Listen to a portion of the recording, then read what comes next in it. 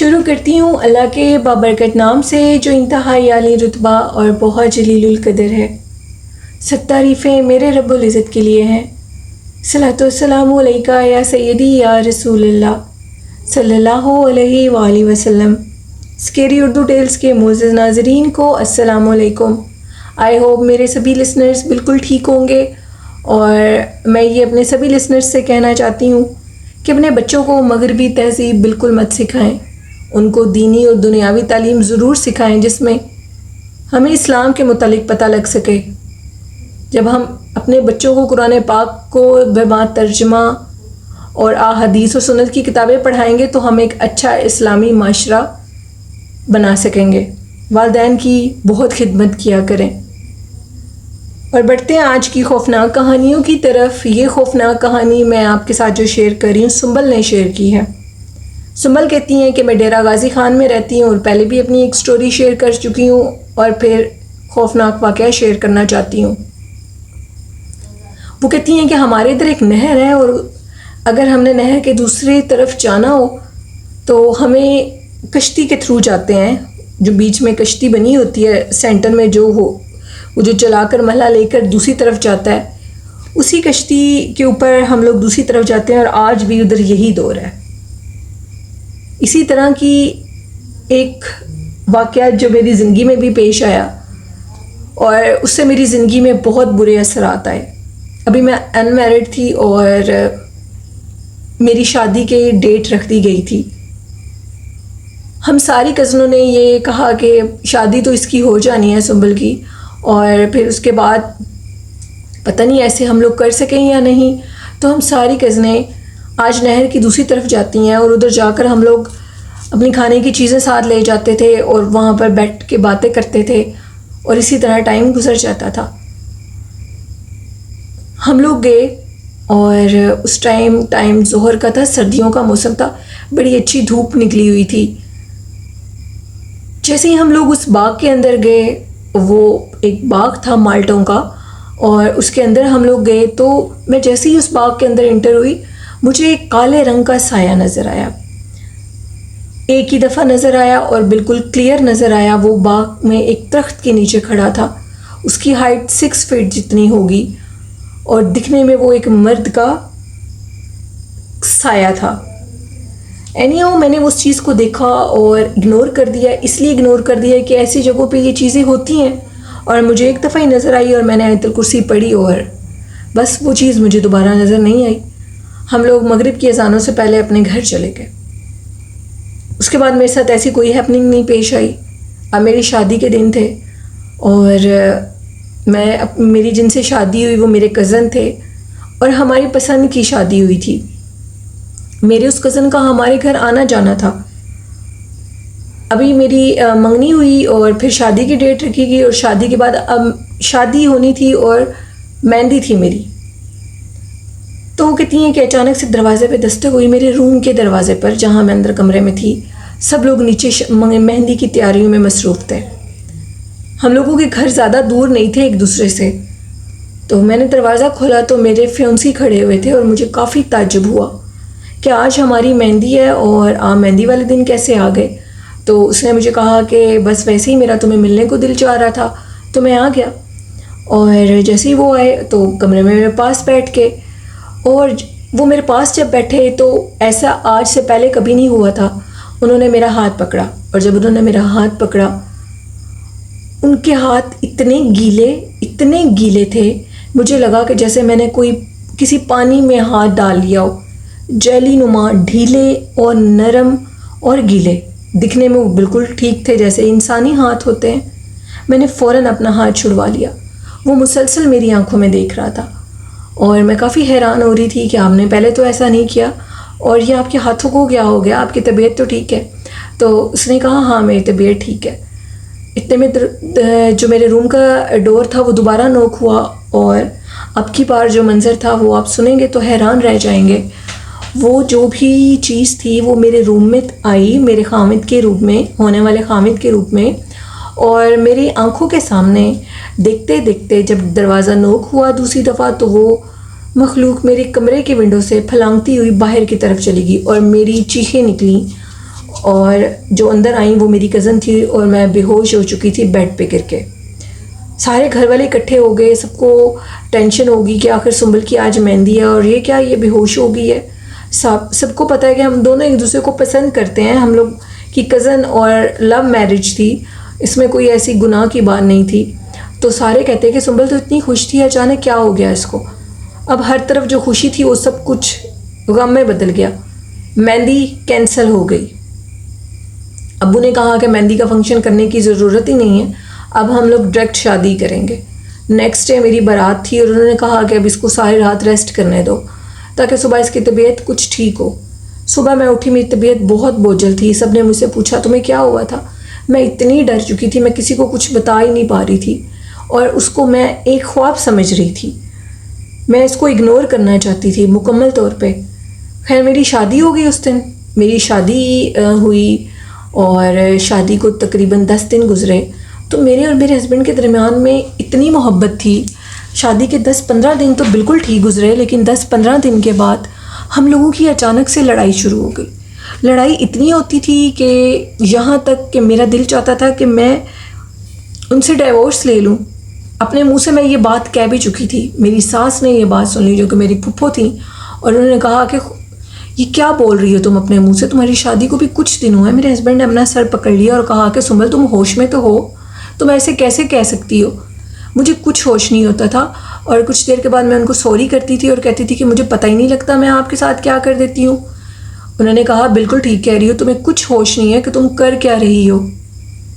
میں نے ان سے سوری کی اور ہمیشہ یہ بات اب کام شروع ہو گیا, لڑائی کرتی سوری کرتی.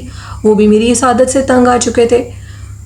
اب ایک دن میں چھت پہ بیٹھی ہوئی تھی اور مارچ کا مہینہ تھا, موسم بدل چکا تھا, مجھے گرمی لگنے لگی. دھوپ میں میں بیٹھی, سب لوگ نیچے تھے. ہمارے گھر میں ایک درخت ہے بہت بڑا, اور وہ جو درخت ہے اس کے تنے اوپر تک ہے ہمارے چھت تک. میں اٹھی اور چیئر کو اور چارپائی کو میں نے درخت کے نیچے رکھنے لگی اور رکھ کر واپس پلٹی تو مجھے پیچھے سے آواز آئی, سنبل رکو. اور وہ آواز ہو بہو میرے خامن جیسی تھی. میں نے دیکھا کہ درخت کے اوپر میرے ہسبینڈ بیٹھے ہوئے ہیں, اور میں نے کہا کہ یہ کیا, آپ کیا بچوں والی حرکت کر رہے ہیں, آپ کیسے اوپر آ گئے ہیں, ابھی تو آپ نیچے تھے اور ابھی میں نے چارپائی رکھی, کچھ ہی منٹ ہوئے ہیں تو آپ اوپر کیسے ایسے آ سکتے ہیں. تو وہ مجھے کہتے ہیں کہ تم رکو اور میری بات سنو. میں نیچے سے درخت کو ٹھیک کروا رہا تھا, اور دیکھو نیچے سیڑھی بھی پڑی ہے, اور میں نے دیکھا سیڑھی پڑی ہوئی تھی, اور میں اوپر آیا تمہیں ڈرانے کے لیے. آؤ میرے پاس بیٹھو, ہم کچھ باتیں کرتے ہیں. اب کی بار پھر انہوں نے میرا ہاتھ پکڑا صرف, اور میرا ہاتھ پکڑا اور میری آنکھوں میں دیکھنے لگے. اس طرح دیکھ رہے تھے مجھے کہ مجھے لگا کہ پتہ نہیں کیا ہو جائے گا, یا تو یہ مجھے جان سے مار دیں گے. آنکھیں سرخ لال تھیں اور وحشت ناک خوفناک آنکھوں میں ایک عجیب سا, مجھے تھوڑا سا پیار بھی لگ رہا تھا. اب کی بار جب انہوں نے پھر میرا ہاتھ پکڑا تو میرا ہاتھ نے وہی حرارت محسوس کی جو کہ میری مہندی والی رات تھی. میری زوردار چیخ نکلی, میں نیچے گری اور بے ہوش ہو گئی. مجھے کچھ پتہ نہیں ہے کہ مجھے گھر والے کب اٹھا کر لے کر گئے. جب انہوں نے مجھے درخت کے پاس گرے دیکھا, میری سانس آئیں اوپر مجھے بلانے کی گھر سے کہ مغرب ہو چکی ہے, سنبل ابھی تک نیچے نہیں آئی. میری پھپھو نے مجھے بہت لاڈ سے رکھا تھا اور وہ مجھے بلانے کے لیے آئی, تو میں درخت کے پاس بے ہوش پڑی تھی. اب کی بار بڑی مشکل سے سب لوگ مجھے نیچے لے کر گئے اور مجھے ہوش آئی. میری طبیعت بہت خراب تھی, میرے کندھے بوجھل تھے اور میری آنکھیں بھاری تھیں.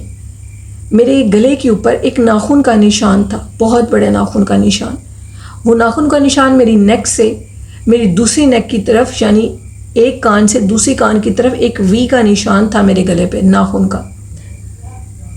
میری ساس نے کہا کہ مجھے معاملہ کچھ اور لگتا ہے, ہمیں کسی کو بلانا چاہیے. ہم نے کسی کو بلایا. وہ مسجد کے امام تھے اور انہوں نے دیکھا اور کہا کہ یہ میرے بس کی چیز نہیں ہے اور آپ کسی اور سے رابطہ کریں. میرے جو سر کے بال تھے وہ آہستہ آہستہ بالکل جھڑنے لگے.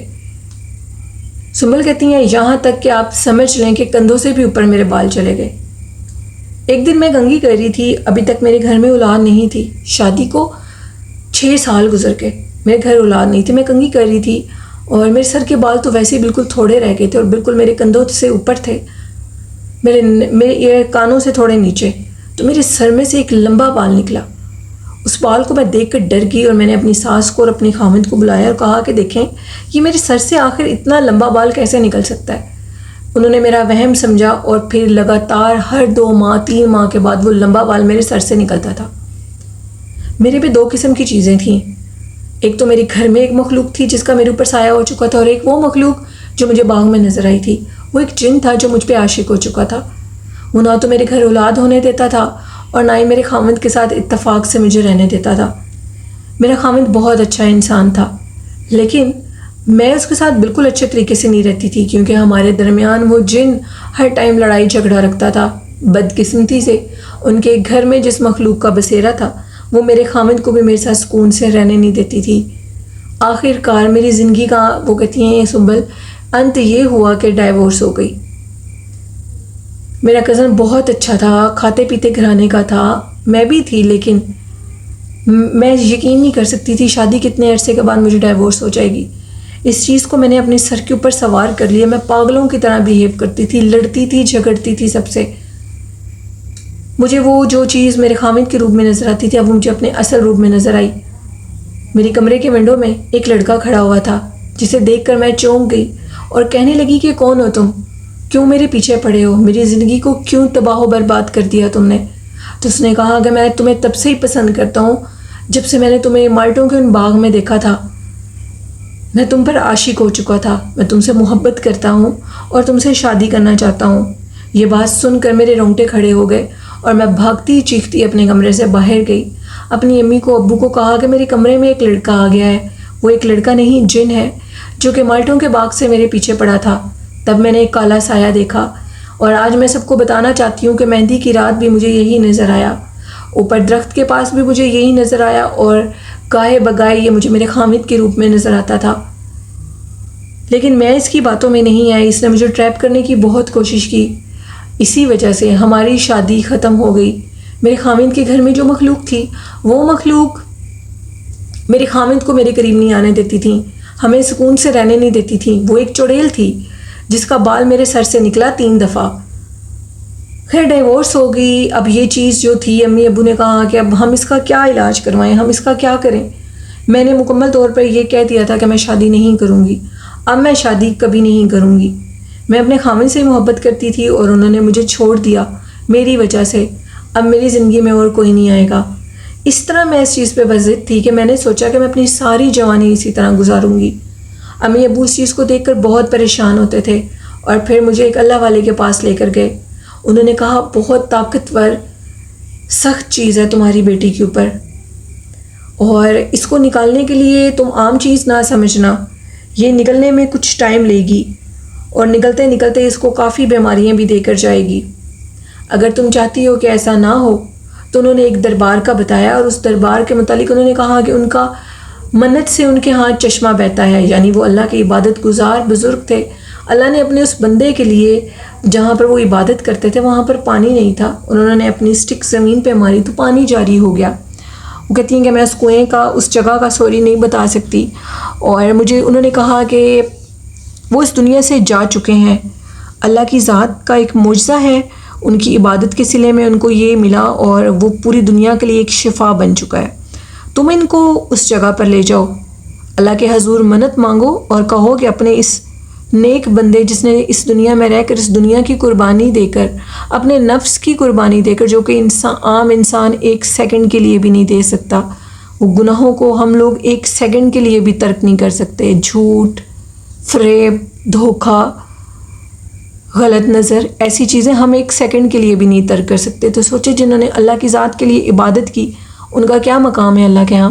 تو اللہ سے دعا مانگ. ان بزرگوں نے میری والدہ کو کہا کہ اپنے اس نیک بزرگ کے طفیل تو میری بیٹی کی مدد کر اور جب میں تیرے چشمے پر آؤں گی تو میں ادھر اس کے کپڑے جو پہنے ہوں گے وہ پانی میں بہا دوں گی، میری بیٹی کی شادی کروا دو. یہ منت مانی اور اللہ پاک نے اس منت کو اپنے اس نیک عابد زاہد انسان کے طفیل قبول کیا. اور اس لڑکی کا جو جن تھا ایک بہت سخت قسم کا جن، وہ پہاڑوں کی وادی میں رہتے ہیں اور ان کا جو مزار ہے وہ پہاڑوں میں ہے. ان کا مزار پہاڑوں میں ہے اور دوسری بات یہ کہ ان کا جو وہ چشمہ ہے وہ بھی پہاڑوں کے سینٹر میں ہے بالکل. آج تک 160 سال ان کو اس دنیا سے رخصت ہوئے ہو گئے، اور ان کا وہ جو پانی کا چشمہ ہے وہ بہہ رہا ہے، وہ سوکھا کبھی نہیں، اور اس میں وہ پانی ہے۔ اور پھر میں اپنی یعنی سنبل کہتی ہیں امی مجھے لے گئیں اور انہوں نے مجھے اس پانی میں کہا کہ تم اپنے کپڑوں میں بیٹھ جاؤ اس پانی کے اندر، خوب نہاؤ۔ میں کپڑوں سمیت اس پانی میں بیٹھ گئی، اللہ کے حضور دعائیں مانگنے لگیں گی یہ آپ کا ہی معجزے کا پانی ہے کہ آپ کے بندے نے عبادت کی اور اس کو اس کی عبادت کا صلہ ملا۔ پوری مخلوق کو تو اللہ نے اس شخص کے طفیل راضی ہو کر ایک اپنی نشانی عطا کی، جو کہ وہ تھی، انہوں نے اس جگہ کا نام مینشن کرنے سے منع کیا ہے، اور وہ کہتی ہیں کہ وہ اس وادی میں جانے سے انسان کے اندر جتنے بھی جنات، جادو ہے، ٹونا جو بھی ہے، وہ کنٹرول میں آ جاتا ہے۔ ایون کہ میں پھر اس جگہ کا پانی بھی لے آئی، گھر میں چھڑکاؤ کیا کہ وہ جن ہمارے گھر میں نہ آئے، انہوں اللہ والوں نے بتایا تھا، اور وہ انہوں نے کچھ پڑھنے کے لیے بتایا، اور وہ پانی دم کر کے سنبل کہتی ہیں کہ نیلم میں نے اپنے گھر میں 3 ٹائم چھڑکاؤ کیا، دھیرے دھیرے 3 مہینے کے اندر اندر وہ جن جو مجھ پہ عاشق تھا وہ مجھ سے دور ہٹ گیا، میری دماغی کیفیت بالکل ٹھیک ہو گئی۔ اب میرا دل چاہتا تھا کہ میری زندگی میں کوئی ہم سفر آئے، میں زندگی تنہا نہ گزاروں۔ اور پھر اسی طرح ہوا، اللہ پاک نے میری دوسری دفعہ شادی کروائی۔ اب کے بعد جب میری شادی ہوئی تو وہ ڈیرہ اسماعیل خان میں نہیں بلکہ لاہور میں ہوئی، اور وہ بہت اچھے انسان ہیں، وہ ڈاکٹر ہیں، اور ان کو اس ساری بات کے متعلق پتہ ہے۔ قسمت کا جو فیصلے ہوتے ہیں وہ ہم بدل نہیں سکتے، اللہ کے حضور دعا ضرور مانگ سکتے ہیں۔ کہتی ہیں کہ میں اس جگہ کا نام اس لیے نہیں بتانا چاہتی کہ میں نے آپ کے بہت سے کومنٹس پڑھے ہیں، آپ کی باتیں مجھے بہت پسند ہیں، اور اس میں لوگ بڑی عجیب و غریب بھی کچھ باتیں کرتے ہیں، تو میں نہیں چاہتی کہ اللہ والوں کی اس شخص کی کوئی بھی اس قسم کی نعوذ باللہ تذلیل ہو، اور میں اس جگہ کا نام، وہ کہتی ہیں کہ آپ بھی مت بتائیے گا، آن ایئر مت کریے گا۔ انہوں نے مجھے بتایا، اور وہ سرگودا سے آگے، یعنی کہ میں سرگودا میں رہتی ہوں، تو وہ جگہ جو ہے وہ سرگودا والی سائڈ پہ بنتی ہے۔ کہتی ہیں میں ادھر آئی، میری زندگی بدلی، اور آپ کے جو لسنرز ہیں ان کے کومنٹس پڑھ کے مجھے لگتا نہیں ہے کہ ان کو کچھ یہ بتایا جائے کہ بہت سے لسنرز بہت سے عجیب و غریب باتیں کرتے ہیں۔ تو یہ کہانی تھی سنبل کی۔ سنبل کہتی ہیں کہ ان کا جن ادھر قید ہوا اللہ کی طرف سے، اللہ نے اپنے اس بندے کی طفیل اس کو قید کیا، میری مشکل کو کاٹا اور میری مشکل کو آسان کیا۔ ایک بات اور سنبل کہتی ہیں کہ جب میں اس پانی میں نہائی تو آپ کے بہت سے لسنرز وہ کہتی ہیں اینڈ میں یہ بھی آپ سے پوچھیں گے کہ آخر پھر آپ نے وہ کپڑے کیے کہاں؟ تو میری امی گھر سے ایک بہت بڑی چادر ساتھ لے کر گئی تھی، ہم تینوں بہنیں اور میرے بھائی تھے، میرے بھائی ادھر گاڑی کے پاس تھے اور ہم اس چشمے کے پاس تھے جہاں پہ کوئی نہیں تھا۔ یہ گرمیوں کی بات ہے، اور وہ کہتی تھیں کہ اس بات کو 6 سال گزر چکے ہیں۔ پھر انہوں نے وہ چادر آگے کی اور اس چادر کے آگے میں کھڑی ہوئی اور میں نے اپنے کپڑے اتارے جو گیلے کپڑے تھے اس چشمے میں پھینک دیے۔ تو سنبل کہتی ہیں کہ اس کے بعد اللہ نے مجھے بہت شفائے کاملہ عطا کی، میں ٹھیک ہو گئی اور آج 2 بچوں کی ماں ہوں، اور میرے وہ جو کزن ہے میں ان کے لیے بھی دعا مانگتی ہوں، ان کی ابھی تک شادی نہیں ہوئی، اور ان کے وہ جو گھر والے تھے وہ مانتے بھی نہیں تھے اس چیز کو کہ ان کے گھر میں ایک مخلوق عورت ہے، جو کہ مجھے کئی بار نظر آئی، عجیب سی عورت تھی، چھوٹے سے قد کی، اور وہ میرے خاوند کے بیڈ کے نیچے ہوتی تھی، میں نے 2 دفعہ دیکھی ہے۔ میرے خاوند اس کو خود بھی دیکھ چکے ہیں، خالہ پھپھو بھی بتاتی تھیں، وہ خود بھی بتاتے تھے لیکن مانتے نہیں تھے، اور ان کی آج تک شادی نہیں ہو سکی۔